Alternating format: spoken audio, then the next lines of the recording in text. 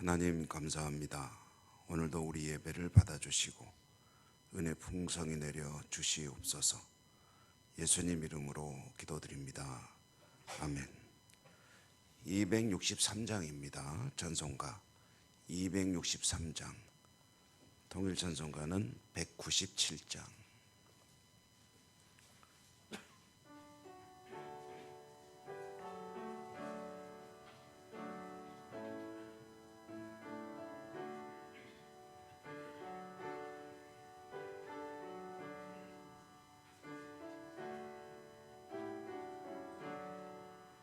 이 세상 험하고 나 비록 약하나 늘 기도 힘쓰면 큰 권능 얻겠네. 주의 은혜 대속받아서 비와 같이 불불 눈같이 이겠네. 주님의 권능은 한없이 크오니 돌같은 내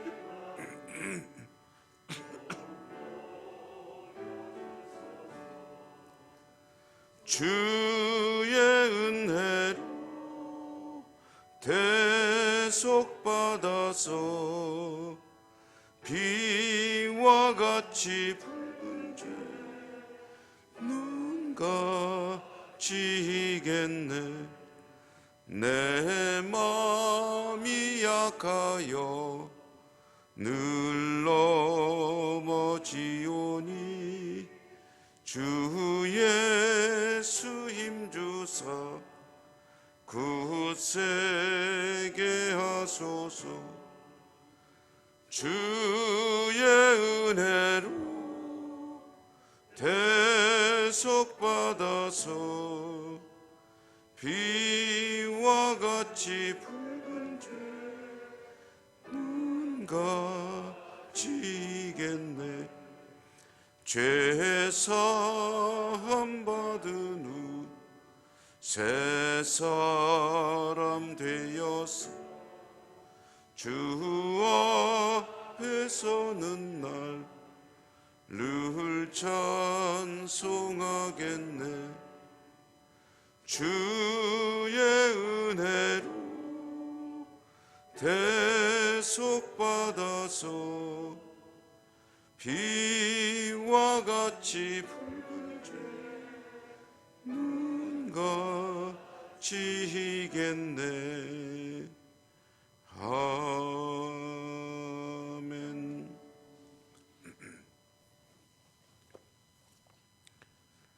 사무엘상 31장 읽겠습니다. 사무엘상 31장 1절부터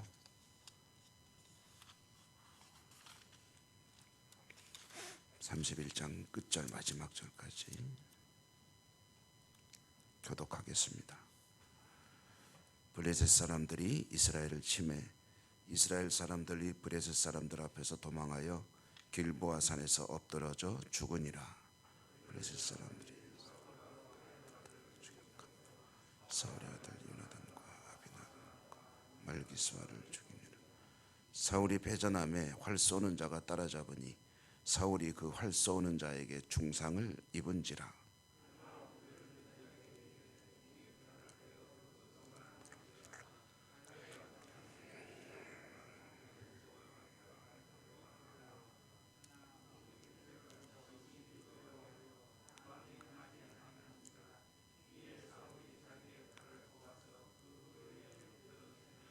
무기를 든 자가 사울이 죽음을 보고 자기도 자기 칼 위에 엎드러져 그와 함께 죽으니라.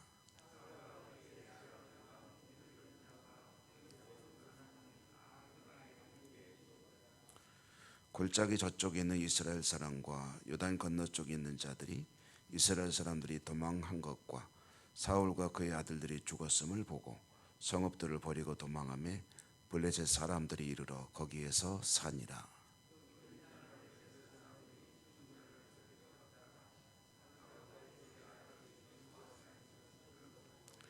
사울의 머리를 베고 그의 갑옷을 벗기고 자기들의 진당과 백성에게 알리기 위하여 그것을 블레셋 사람들의 땅 사방에 보내고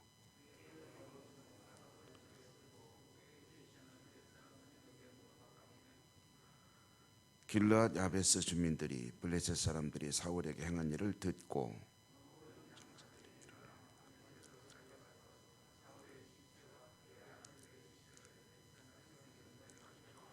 야베스에 돌아가서 거기서 불사라.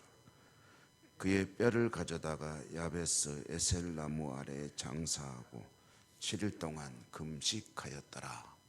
아멘. 오늘도 주님 은혜 함께 하시기를 기원합니다. 이제 블레셋과 이스라엘이 전투하는 그런 상황에서 다윗이 이 전쟁에 참여할 것으로 이제 바라는 그런 블레셋의 지도자, 그러나 다윗의 참전을 싫어하는 블레셋 족장들, 유력한 인물들의 그 반대에서 참 하나님 은혜로 전쟁에 빠지게 되었죠. 그런데 이제 블레셋과 이스라엘의 전쟁은 다윗이 없는 상태에서 치러지게 된 겁니다. 그런데 이 전쟁에서 아주 이스라엘은 힘 한번 써보지 못하고 아주 처참하게 패배를 했습니다. 사울은 이 전투에서 죽습니다. 세 아들들도 이 전쟁에서 모두 이제 목숨을 잃게 되고요. 비극적인 결말입니다. 이 전쟁에서 사울은 죽고 그의 죽음 시체도 아주 처참하게 유린이 되죠. 사울의 시체를 벳산 성벽에 매달았다 하고요. 갑옷을 아스다롯 신전에 두었다 하는 것은 이제 그 시신까지 아주 모욕을 당하는 그런 장면입니다. 이 벳산 성벽에 걸어두었다는 것이 가지는 또 중요한 의미 중에 하나는 이스라엘 땅의 마지막 그 끝까지 블레셋이 들어와서 점령해버렸다 하는 그런 이야기입니다. 그러니까 이게 이제 우리나라로 비유하자면 이해를 돕기 위해서 6.25 한국전쟁 때 북한군이 밀고 내려와가지고 낙동강까지 갔잖아요. 그런 뜻입니다. 이스라엘의 거의 내륙 깊숙한 곳까지 블레셋 군대가 들어와서 이제 지배하게 되었다 하는 그런 이야기고요. 사울은 참 비극적인 종말을 맞이하게 됐죠. 이 전쟁을 이렇게 표현하면 좋을 것 같습니다. 보통 승리를 거두고 패배를 당한다고 그러잖아요. 그러니까 승리는 거두는 것이고 패배는 당한다. 그런데 이제 이 전쟁은 이스라엘 입장에서 보면은 패배를 거둔 것이다. 블레셋 입장에서는 승리를 당한 것이다. 그러니까 자신들의 전력이나 전략이 좋아가지고 승리하고 또는 그게 안 좋아서 패배당하고 그런 것이 아니라 하나님께 전쟁에 담겨 있는 것이고, 그래서 이스라엘이 승리를 거둘 수 있었는데 패배를 거두었다. 그러니까 블레셋은 상대적으로 패배를 당해야 되는데 승리를 당했다. 이렇게 표현할 수 있다는 거죠. 사울이 전쟁을 이길 수 있었고 이런 비극적인 종말이 아니라 이제 좋은 그런 모습으로 자신의 삶을 이어나가기도 하고 매듭지을 수도 있었는데 이와 같은 비극적인 종말을 맞이한 이유는 무엇인가? 그것은 그 하나님을 떠났기 때문이죠. 하나님께서 돌보지 않을 때 이스라엘은 사실 아무것도 할 수가 없습니다. 사울에게는 여러 차례 만회할 기회가 있었죠. 그가 비록 한두 번 실수는 했지만 하나님께서 그것 때문에 그의 인생을 종지부 찍게 하지는 않으십니다. 여러 차례 계속 기회를 주게 되는데 그럼에도 불구하고 사울은 하나님을 찾지 않고 하나님께서 노하시는 그런 길로만 잘도 찾아다녔죠. 그러다 보니 그의 삶은 이렇게 참 처참하게 끝나게 되었다. 사울은 잊지 않았어야 합니다. 무엇을 잊지 않아야 됩니까? 그가 어떻게 왕이 됐는지. 그는 왕의 제목이 아니었다. 우리가 구약성경 공부할 때 계속 제가 드린 말씀이 그 이야기였습니다. 사울은 왕이 될 사람이 아니었죠.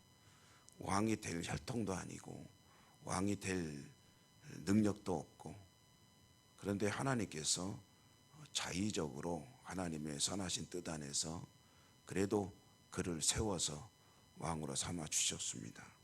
하나님의 은혜죠.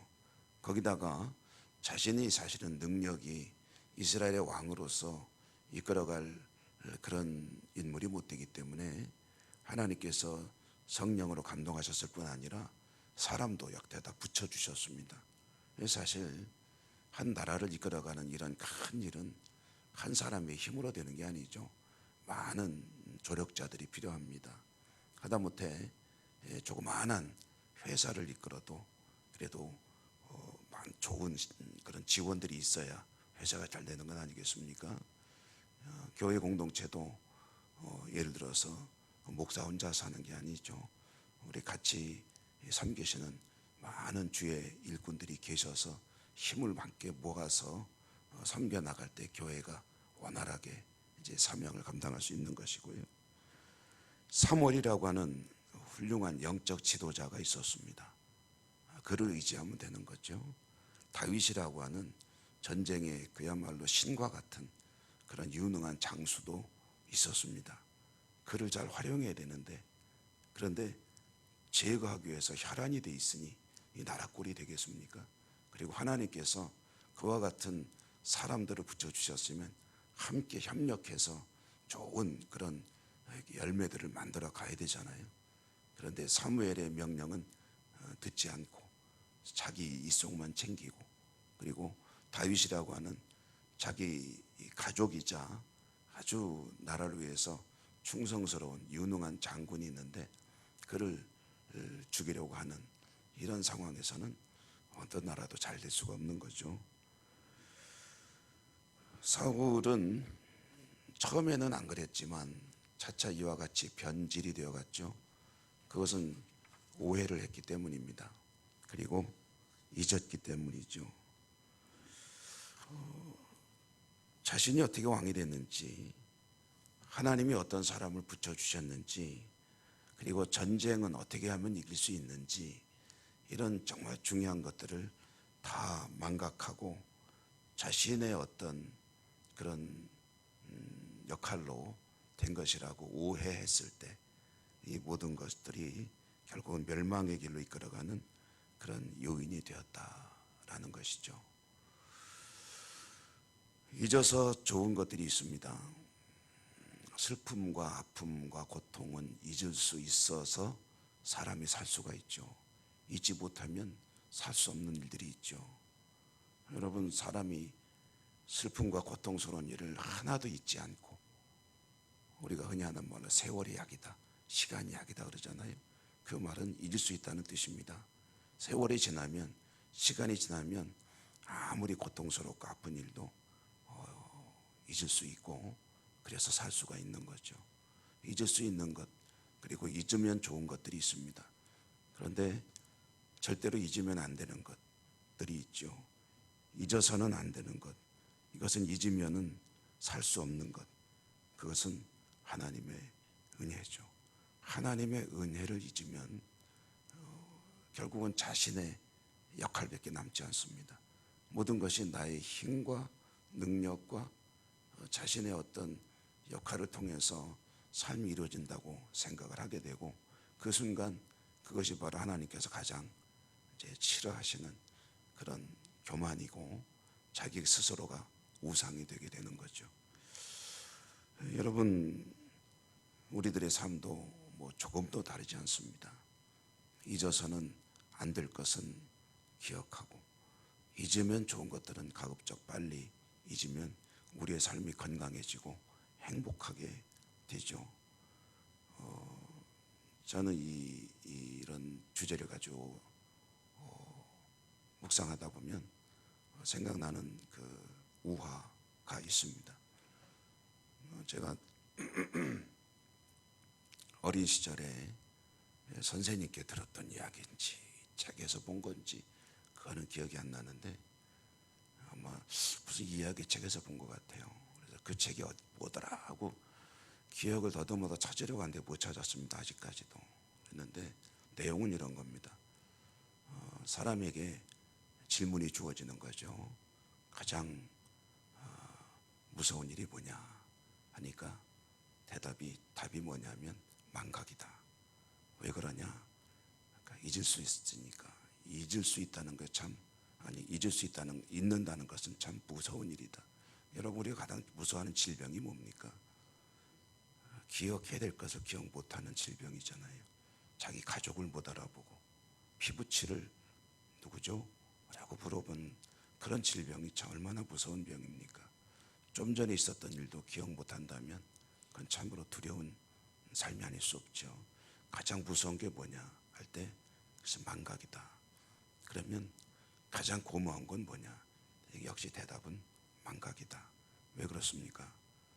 그 아프고 슬픈 일들을 조금도 잊어버리지 않고 생생하게 그대로 기억하고 살아간다면 사람이 살 수 있습니까? 살 수가 없죠. 그러므로 잊을 수 있다는 것은 참 고마운 일입니다. 라는 그런 이야기였는데요. 간혹 생각이 납니다. 그렇죠. 잊을 수 있기 때문에 살 수 있고 잊어서는 안 되는 것들 때문에 살아가는 것이 우리 인생이다. 하나님의 은혜는 절대로 잊어서는 안 되는 것이죠. 하나님의 은혜로 오늘도 여러분 살아가시는 복된 하루가 되시기 바라고 그 은혜 가운데 하나님께 감사하며 하나님과 동행하는 또한 복된 하루가 되시기를 주님 이름으로 축복합니다. 은혜로우신 하나님 감사합니다. 사울의 비극적인 종말 이야기를 읽었습니다. 그가 왜 그래 했는지 그 원인도 생각해 보았습니다. 저희들의 삶도 다르지 않고 오직 주님 은혜를 잊지 않고 기억하며 살아갈 수 있다면 우리 하나님 앞에 복된 삶이 될 터인데 저희들도 그러지 못할 때가 간혹 있습니다. 어쩌면 더 많은지도 모르겠습니다. 불쌍히 여겨주시고 성령님 함께 해주시며 주님 은혜가 늘 생생하게 기억이 나고 그래서 늘 감사하며 주님과 동행하는 복된 하루를 오늘도 살아갈 수 있도록 축복하여 주옵소서. 예수님 이름으로 감사하고 기도 올리옵나이다. 아멘. 하늘에 계신 우리 아버지의 이름을 거룩하게 하시며 아버지의 나라가 오게 하시며 아버지의 뜻이 하늘에서와 같이 땅에서도 이루어지게 하소서. 오늘 우리에게 일용할 양식을 주시고 우리가 우리에게 잘못한 사람을 용서하여 준 것 같이 우리 죄를 용서하여 주시고 우리를 시험에 빠지지 않게 하시고 악에서 구하소서. 나라와 권능과 영광이 영원히 아버지의 것입니다. 아멘. 오늘도 여러분의 기도 하나님께 올려드리십시오. 우리가 함께 기도하는 여러 가지 기도 제목들도 기도해 주시기 바랍니다. 아픈 분들에 대한 기도는 잊지 마시고 기도해 주시기 바라고요. 그리고 또 이 나라와 민족과 우리 교회와 이 사회 코로나 이후의 회복 그리고 세계 지구촌 곳곳에 벌어지고 있는 전쟁과 자연재해들 그로 인해 아파하는 이들을 위해서 기도하시고 해외 선교지 그리고 임직 준비하는 우리 사랑하는 그 피택자들 귀한 종으로 성장 성숙하고 잘 준비할 수 있도록 기도해 주시기 바라고요. 그리고 여러 가지 그 외에도 기도 제목들이 있습니다. 우리 교회 학교 위해서 기도해 주십시오. 연로하신 어른들 건강 우리 하나님께 또 함께 기도해 주시기 바랍니다. 다 같이 주여 한번 힘차게 부르고 기도하겠습니다. 주여